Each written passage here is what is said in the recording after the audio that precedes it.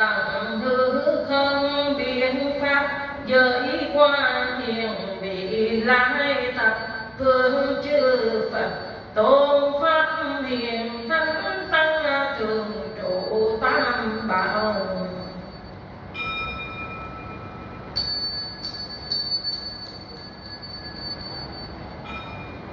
Chỉ tâm đảnh lễ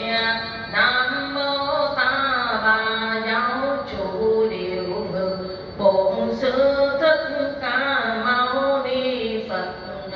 đương lai hạ sanh di là tôn Phật tại trí văn thù sư lợi Bồ Tát đại hành độ hiện Bồ Tát hộ pháp chư tôn Bồ Tát lên sơn hội thượng Phật Bồ